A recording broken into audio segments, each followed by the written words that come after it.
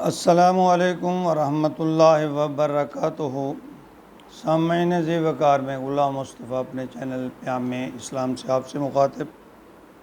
درس قرآن کے سلسلہ میں آج کا ہمارا سبق سورۃ الاعراف اور آیت نمبر 42 اور 43 پر مشتمل ہے۔ اعوذ باللہ من الشیطان الرجیم، بسم اللہ الرحمن الرحیم۔ والذین آمنوا وعملوا الصالحات لا نکلف نفسا الا وسعها اولئک اصحاب الجنہ هم فیہا خالدون۔ ونزعنا ما فی صدورهم من غل تجری من تحتهم الانہار وقالوا الحمد للہ الذی ہدانا لہذا وما كنا لنہتدی لولا ان ہدانا اللہ لقد جاءت رسل ربنا بالحق ونودوا ان تلکم الجنۃ اورثتموها بما کنتم تعملون۔ پچھلے آیت میں اللہ کے حکموں کا انکار اور تکبر کرنے والوں کے انجام کے بارے میں فرمایا گیا۔ اب نیک لوگ جو ایمان لائے، انہوں نے اعمال صالحہ کیے، ان کے لیے اللہ کی رضا اور رحمت کا تذکرہ ہے۔ فرمایا والذین آمنوا، اور وہ لوگ جو ایمان لائے، وعملوا الصالحات، اور نیک اعمال کیے، صالح اعمال کیے، لا نکلف، اللہ بوجھ نہیں ڈالتا، نفساً کسی نفس پر، کسی انسان پر، الا وسعہا، مگر اس کی وسعت سے زیادہ۔ اولئک اصحاب الجنہ، یہی لوگ جنت والے ہیں، ہم فیہا خالدون، اور وہ اس میں ہمیشہ رہیں گے۔ یعنی ہر آدمی کا محاسبہ یا حساب کتاب اسے اللہ کی طرف سے عطا کردہ نعمتوں اور اس انسان کی اپنی صلاحیتوں، ان دونوں کو مد نظر رکھ کر کیا جائے گا۔ اور یہ کہ اب فیصلے بھی حتمی ہوں گے، جنت کا فیصلہ بھی اور دوزخ کا فیصلہ بھی۔ یہ تو ممکن ہے کہ گناہ گار اپنی سزا بھگتنے کے بعد دوزخ سے جنت میں چلا جائے، مگر جو شخص جنت میں چلا گیا وہ ناممکن ہے کہ اسے دوبارہ جہنم میں ڈالا جائے۔ ابو ہریرہ رضی اللہ تعالیٰ عنہ اور ابو سعید خدری رضی اللہ تعالیٰ عنہ کے حوالہ سے ایک حدیث نقل ہے کہ قیامت کے دن ایک منادی کرنے والا ندا کرے گا، اے اہل جنت، تم تندرست ہوگے، کبھی بیمار نہیں ہوگے، زندہ رہو گے، تمہیں کبھی موت نہیں آئے گی، جوان رہو گے، بڑھاپا نہیں آئے گا، عیش میں زندگی گزارو گے، کبھی حزن و ملال نہیں آئے گا۔ اگلے آیت میں فرمایا وَنَزَعْنَا مَا فِي صُدُورِهِمْ،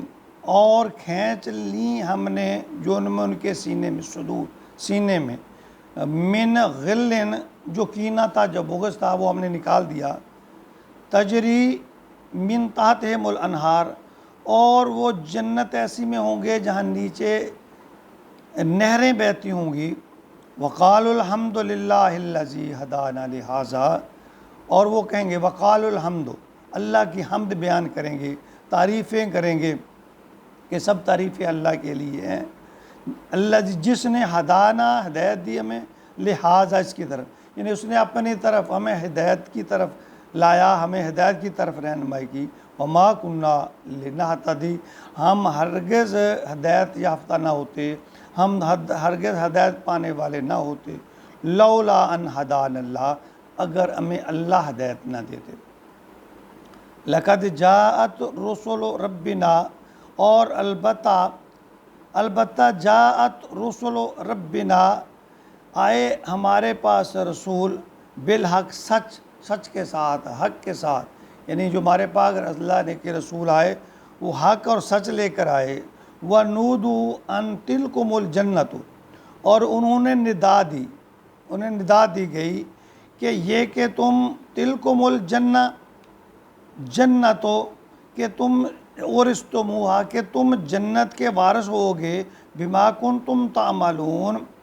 اس کے صلہ میں جو تم عمل کرتے، یعنی جو تم نیک عمل کرتے ہو، جو تم اللہ اور اللہ کے رسول کی اطاعت اور فرمان برداری کرتے ہو، اس کے صلہ میں اللہ تعالیٰ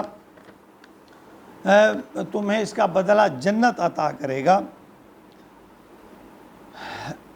دیکھیں دلوں میں ہونے والے یہ جو گلے شکوے ختم کرنے کا یہاں کو ذکر ہے، تو اللہ فرماتے ہیں سینوں کو صاف کر کے جنت میں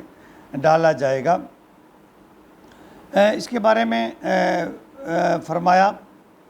سورۃ حجر میں وَنَزَعْنَا مَا فِي صُدُورِهِم مِّن غِلٍّ إِخْوَانًا عَلَىٰ سُرُرٍ مُتَقَابِلِينَ، یعنی ہم نکال دیں گے ان کے سینوں میں سے جو کچھ قدورتے ہوں گے، وہ بھائی بھائی بن کر رہیں گے، پیار و محبت کے ساتھ رہیں گے۔ اور سورۃ حشر میں یہ دعا تلقین کی گئی ہے، سکھائی گئی ہے، ربنا اغفر لنا ولإخواننا الذین سبقونا بالایمان، اے ہمارے پروردگار تو ہمارے اور ہمارے ان بھائیوں کے گناہوں کو معاف کر دے، سبقونا بالایمان، جو ہم سے پہلے ایمان لائے، ولا تجعل فی قلوبنا، اور اہل ایمان کے کسی کے لیے ان کے دلوں میں غل للذین، جو کدورت ہے وہ باقی نہ رہے، آمنو، جو ایمان لائے ہیں ان کے دلوں میں، ربنا انک رؤوف الرحیم، اے اللہ تو رؤوف اور رحیم ہے۔ دیکھیں یہاں ایک بات کا ذکر ضرور کرنا ضروری سمجھتا ہوں کہ مقام ابدیت کا تقاضا ہے کہ ہم اللہ کے انعام و کرام پر شکر ادا کریں دل و جان سے، کہ اے اللہ ہم اس لائق نہیں تھے، ہمارے اعمال اس قابل نہیں تھے، ہماری کوششیں ایسی نہیں تھی کہ ہم اس کے مستحق ہوتے، یہ تو تیرا فضل اور کرم ہے، تیرا عطا ہے تیری، کہ تو نے اپنے بندوں پر رحم فرمایا، ان کی قدر فرمائی اور ان کو اس قابل سمجھا کہ تو نے ان کو ان کی جو نیکیاں ہیں یا بھلائیاں ان کا بدلہ دیا۔ پچھلی آیت میں جہنمیوں کا ایک دوسرے کے ساتھ کو لان تان کا، جو ایک دوسرے کو بد دعائیں یا پھر ان کو جنت میں آپس ایک دوسرے کا دعائیں تھیں، پھر ان آیات میں جنتیوں کا آپس میں گفتگو ہے کہ ان کے دل آپس میں صاف ہوں گے، کدورتیں نہیں ہوں گی۔ اس سے یہ مفہوم بھی نکالا جا سکتا ہے کہ دوسروں کا بھلا سوچنا، دوسروں کی بلائیں لینا، دعائیں دینا دوسروں کو،